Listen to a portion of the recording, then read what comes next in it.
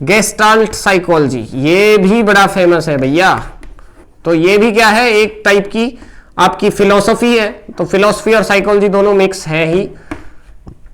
Basically दर्शन क्या है, दर्शन हमारे भीतर की चीज है, मतलब फिलॉसफी हमारे भीतर की चीज है और साइकोलॉजी भी भीतर की ही चीज है।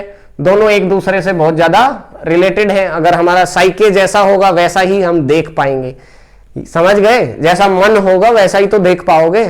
अच्छा मन होगा तो अच्छा अच्छा दिखाई देगा, नहीं तो सेम चीजें, मन अच्छा नहीं है तो वही बुराई दिखाई देंगी। ठीक है, तो बात समझ में आ गया। तो गेस्टाल्ट साइकोलॉजी क्या बोलती है इसके बारे में जानते हैं।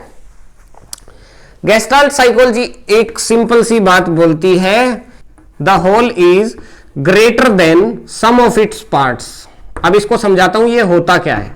फॉर एग्जाम्पल आपका शरीर है, ठीक है, तो ये शरीर में क्या है, बहुत सारे अंग हैं, हाथ है, पैर है, उंगलियां हैं, नाक है, कान है, जबान है, होठ है, बाल है, छाती है और बाकी अंग भी है। ठीक है, तो सारे अंग क्या हो गए, कंस्टिट्यूएंट्स हो गए, पार्ट्स हो गए। ठीक है, और ये सब मिलकर के क्या बनाते हैं, पूरी ह्यूमन बॉडी बना देते हैं। तो बड़ी चीज क्या है भाई, ये पूरी बॉडी ज्यादा बड़ी है, मतलब it is greater than sum of its parts.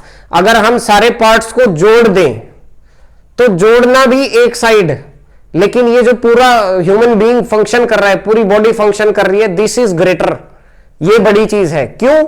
क्योंकि सबको जोड़ना एक चीज हो गई और सबके बीच में जो कोऑर्डिनेशन होता है ना, सिर्फ जोड़ना नहीं, कोऑर्डिनेशन भी होना जरूरी है, सिनर्जी भी होनी जरूरी है, एक दूसरे के साथ तालमेल होना भी जरूरी है।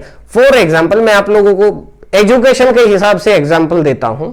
ये तो गेस्टाल्ट साइकोलॉजी चलो अपने शब्दों में जो भी बातें बोलता है वो ठीक है, लेकिन अब देखो, अंडरस्टैंड इट वेरी प्रॉपरली, बहुत अच्छे से समझा देता हूं। जैसे आपने अभी तक आप पोस्ट ग्रेजुएट हो गए हो, ठीक है, या पोस्ट ग्रेजुएशन कर रहे हो, एमए में आ गए हो, तो क्या आपको अभी भी बीए की बातें या 12th क्लास में जो पढ़ा था, 11th क्लास में जो पढ़ा था, जो यूनिट्स पढ़ी थी, जो सिलेबस पढ़ा था, क्या वो आज तक भी याद है? नहीं याद होगा ना। 6th 7th के चैप्टर्स आज भी याद हैं क्या? उनके क्वेश्चन आज भी याद हैं क्या? नहीं याद है। वो हम पुरानी चीजें, मतलब इतनी गहराई से वो चीजें हमें याद नहीं है। ठीक है, मैथ में क्या क्या चीजें होती हैं, आयोटा की वैल्यू क्या होती है और साइन 90 की वैल्यू क्या होती है, कोस 30 की वैल्यू क्या होती है, ये चीजें हो सकता है बहुत सारे लोगों को अभी याद नहीं है, लेकिन 10th में ट्रिग्नोमेट्री में पढ़ी थी तब याद थी। ठीक है, अब देखो आज के टाइम पे वो चीजें याद नहीं है, लेकिन उन चीजों का इफेक्ट तो आज भी है ना, है ना। आपने मैथ्स जो है छोटी क्लास में बेसिक सीखा था, लेकिन वो सीख करके आपको जो एक अल्टीमेट एक नॉलेज मिली, जो रस मिला, वो रस तो आज भी आपके भीतर में है। आपने 12वीं तक की एजुकेशन में जितनी सारी चीजें सीखी हो, एक एक चीज भले याद ना हो, लेकिन उनका निचोड़ आपके पास में आज भी है। समझ में आई बात? यानी कि जो उसका पूरा निचोड़ है, होल है, यानी कि होल ऑफ इट, वो आपके पास में आज भी है, बट कंस्टिट्यूएंट पार्ट्स हो सकता है आपके पास में आज ना हो। बात समझ में आई कि एजुकेशन में भी यही होता है कि हम हर चीज का एक निचोड़ निकाल लेते हैं। जैसे मैंने लाइफ में एक्सपीरियंस करके बहुत सारी चीजें देख ली, तो अब मुझे मतलब उन चीजों का बस पता चल गया कि ये ऐसे करने से ऐसा होता है, ये ठीक है, ये गलत है। हमें हर बात का एक अंदाजा हो जाता है कि this is right, this is wrong. तो उसको आपको एग्जाम्पल देके या छोटी छोटी बातों के द्वारा उसको इलस्ट्रेट करने की आवश्यकता नहीं है, बस उसका निचोड़ आपके भीतर में आ गया। राइट, जैसे आपके साथ आपने कुछ गलत किया और उसके बाद आपको एक इमीडिएट एक रिएक्शन आपको मिला, या बाद में कर्मा फिलोसॉफी के थ्रू आपको उसका रिजल्ट मिला, तो आपको क्या है कि वो बात समझ में आ जाती है, मन में जरूर बैठ जाती है, भले ही आप उस एक पॉइंट को याद रखो या ना रखो। समझ गए? एक ओवरऑल अंडरस्टैंडिंग डेवलपमेंट हो जाती है। सेम बात क्या कह रहा है, गेस्टाल्ट साइकोलॉजी भी कह रहा है, ये कह रहा है कि whole is greater than the sum of its part. तो जो छोटी छोटी चीजें थी वो इतनी महान नहीं थी, लेकिन उनकी जो अंडरस्टैंडिंग है दैट इज ग्रेट। समझ गए? सबको क्लियर हुआ गेस्टाल्ट साइकोलॉजी?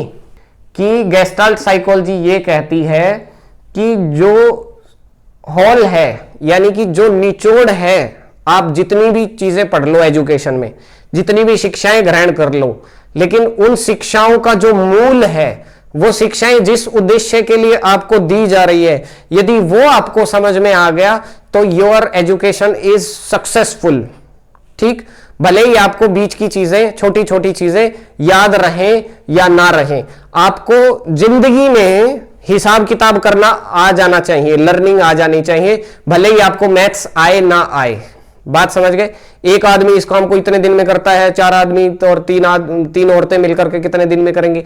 ये सब बातें आपको आए ना आए, लेकिन आपको प्रैक्टिकली लाइफ में यदि आप सीख गए हो कि मैथ या हिसाब कैसे कार्य करता है, तो फिर समझ लो कि यू आर सक्सेसफुल। सेम बात यहां पे कही जा रही है गेस्टाल्ट साइकोलॉजी के द्वारा। ठीक है, ओके।